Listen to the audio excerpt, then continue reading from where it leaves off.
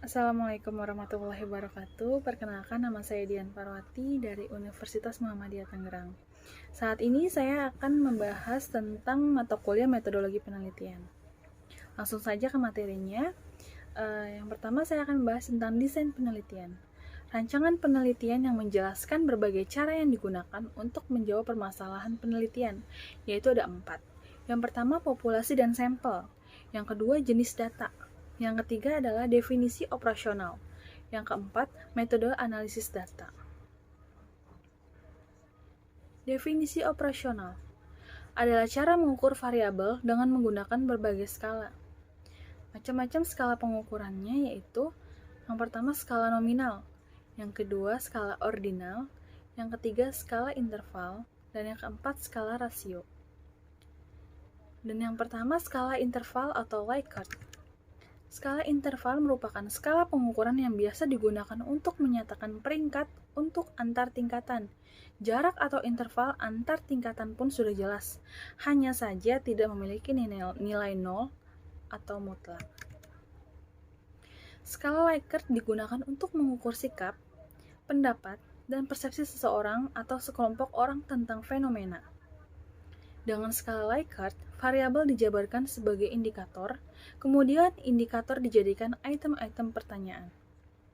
Jawaban setiap item instrumen mempunyai gradasi dari sangat positif sampai sangat negatif.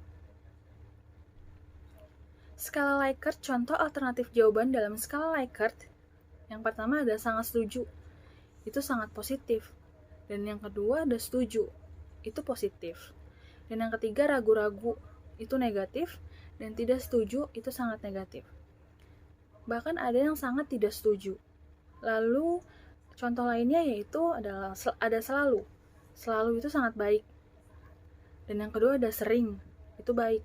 Kadang-kadang tidak baik, dan tidak pernah itu sangat tidak baik. Skala Likert contohnya adalah sangat setuju atau selalu atau sangat positif diberi skor 5. Setuju atau sering positif diberi skor 4. Ragu-ragu atau kadang atau netral diberi skor 3. Tidak setuju atau hampir tidak pernah atau negatif diberi skor 2. Dan yang kelima adalah sangat tidak setuju atau tidak pernah diberi skor 1. Skala Goodman sangat mengukur dengan skala pengukuran dengan dua jawaban yang tegas. Data yang didapat interval atau rasio. Skala Goodman dapat dibuat dalam bentuk pilihan ganda, juga dalam bentuk checklist. Jawaban dibuat skor tertinggi 1 dan terendah 0. Lalu yang kedua skala nominal. Skala nominal merupakan pengukuran paling sederhana. Skala ini hanya digunakan untuk memberikan kategori saja. Misalnya digunakan untuk memberi label, simbol, lambang atau nama pada sebuah kategori, sehingga akan mempermudah pengelompokan dan menurut kategorinya. Skala pengukuran nominal yaitu skala pengukuran di mana angka tidak memiliki makna, kecuali sebagai pembeda. Contohnya hitam putih, KAP Big 4, KAP non Big 4. Pria, wanita, departemen akuntansi, dan departemen pemasaran. Lalu selanjutnya ada skala ordinal. Skala ordinal merupakan skala pengukuran yang sudah menyatakan peringkat antar tingkatan. Jarak atau interval antar tingkatan juga tidak harus sama. Di dalam skala ordinal, objek atau kategorinya disusun berdasarkan urutan tingkatannya, dari tingkatan terendah ke tingkatan tertinggi atau sebaliknya. Skala ini memiliki rating, jawaban pertanyaan bertingkat. Contoh berkaitan dengan juara. Angka 4 jika juara 4, angka 3 jika juara 3, angka 2 jika juara 2, dan angka 1 jika juara 1. Lalu selanjutnya ada skala rasio. Skala rasio adalah skala pengukuran yang ditunjukkan pada hasil pengukuran yang bisa dibedakan. Diurutkan, memiliki jarak tertentu dan bisa dibandingkan. Skala rasio merupakan tingkatan skala paling tinggi dan paling lengkap dibanding skala-skala lainnya. Jarak atau interval antar tingkatan sudah jelas dan memiliki nilai 0 yang mutlak. Nilai 0 mutlak berarti benar-benar menyatakan tidak ada. Misalkan, nilai ujian matematika Tono adalah 50, sedangkan nilai Tony adalah 100. Ukuran rasionya dapat dinyatakan bahwa nilai Tony adalah 2 kali nilai Tono. Data yang dihasilkan berupa data rasio. Skala ini merupakan skala tertinggi dalam skala pengukuran. Contohnya ROA sama dengan laba dibagi aset total. Populasi dan sampel. Populasi adalah wilayah generalisasi yang terdiri atas objek atau subjek yang mempunyai kuantitas dan karakteristik tertentu yang ditetapkan oleh peneliti untuk mempelajari dan kemudian ditarik kesimpulannya. Sedangkan arti sampel adalah sebagian dari jumlah dan karakteristik yang dimiliki oleh populasi. Teknik sampling. Teknik sampling adalah teknik pengambilan sampel. Secara skematis, teknik sampling seperti gambar berikut. Dalam teknik sampling ada probability sampling dan non-probability sampling.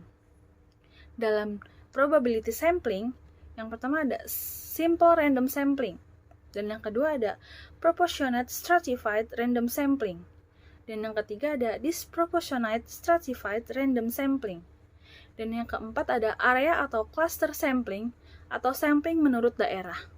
Sedangkan dalam non-probability sampling, yang pertama sampling sistematis, yang kedua sampling kuota, dan yang ketiga sampling aksidental, dan yang keempat ada purposive sampling, dan yang kelima ada sampling jenuh, dan yang keenam ada snowball sampling. Probability sampling adalah teknik sampling yang memberikan peluang yang sama bagi setiap unsur atau anggota populasi untuk dipilih menjadi anggota sampel. Teknik ini meliputi A. Simple random sampling. Dikatakan simple atau sederhana karena pengambilan sampel anggota populasi dilakukan secara acak tanpa memperhatikan strata yang ada dalam populasi ini. Cara demikian dilakukan bila anggota populasi dianggap homogen. Yang B ada proportionate stratified random sampling.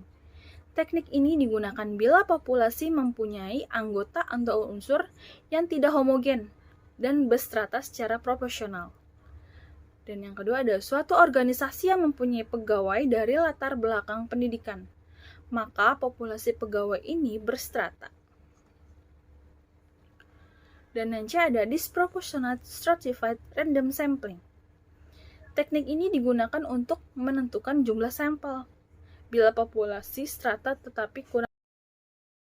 Misalnya, pegawai dari PT tertentu mempunyai lulusan S3, yaitu 3 orang, S2 yaitu 4 orang, S1 adalah 90 orang, SMU ada 800 orang, SMP ada 700 orang. Maka 3 orang lulusan S3 dan 4 orang S2 itu diambil semuanya sebagai sampel karena 2 kelompok terlalu kecil bila dibandingkan dengan kelompok S1, SMU, dan SMP. Lalu yang D ada cluster sampling atau area sampling. Teknik sampling untuk menentukan sampel bila objek yang akan diteliti atau sumber data sangat luas. Misal, penduduk dari suatu negara, provinsi, dan kabupaten untuk menentukan penduduk mana yang akan dijadikan sumber data pengambilan sampel berdasarkan daerah populasi yang ditetapkan. Lalu ada non-probability sampling. Non-probability sampling adalah teknik yang tidak memberi peluang atau kesempatan sama bagi setiap unsur atau anggota populasi yang dipilih menjadi sampel. A. Sampling sistematis. Sampling sistematis adalah teknik penentuan sampel berdasarkan urutan dari anggota populasi yang tetap diberikan nomor urut. Misalnya, anggota populasi yang terdiri dari 100 orang. Dari semua anggota itu diberi nomor urut 1 sampai dengan nomor 100. Pengambilan sampel dapat dilakukan dengan nomor ganjil saja, genap saja, atau kelipatan dari bilangan tertentu. Misalnya, kelipatan dari bilangan 5. Untuk ini, maka diambil sebagai sampel adalah nomor 5, 10, 15, 20, dan seterusnya sampai 100 yang jumlah kelipatannya 5. Lalu B. Sampling quota. Sampling quota adalah teknik untuk menentukan sampel dari populasi yang mempunyai ciri-ciri tertentu sampai jumlah atau kuota yang diinginkan. Sebagai contoh, akan melakukan penelitian terhadap karyawan golongan 11 dan penelitian dilakukan secara kelompok. Setelah jumlah sampel ditentukan 100 dan jumlah anggota peneliti berjumlah 5 orang, maka setiap anggota peneliti dapat memilih sampel secara bebas sesuai dengan karakteristik yang ditentukan atau golongan 11 sebanyak 20 orang.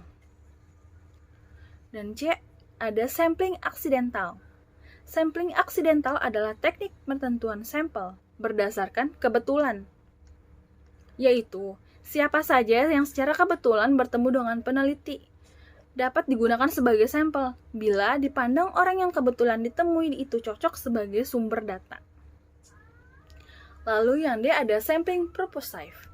Sampling purposive adalah teknik penentuan sampel dengan pertimbangan tertentu.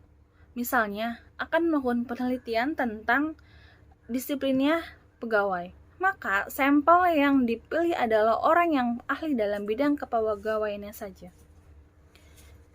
Dan yang E adalah sampling jenuh.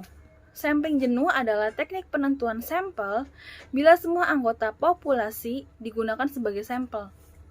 Hal ini sering dilakukan bila jumlah populasi relatif kecil, kurang dari 30 orang. Istilah lain, sampel jenuh adalah sensus, di mana semua anggota populasi dijadikan sampel. Lalu ada yang F, ada snowball sampling. Snowball sampling adalah teknik penentuan sampel yang mula-mula jumlahnya kecil. Kemudian sampel ini disuruh memilih teman-temannya untuk dijadikan sampel. Semakin banyak, begitu seterusnya, sehingga jumlah sampel semakin banyak. Ibarat bola salju yang menggelinding, makin lama semakin besar. Pada penelitian ini, kualitatif banyak menggunakan sampel purposive snowball. Sekian presentasi dari saya, kurang lebihnya mohon dimaafkan. Wabillahi taufiq wal hidayah. Wassalamualaikum warahmatullahi wabarakatuh.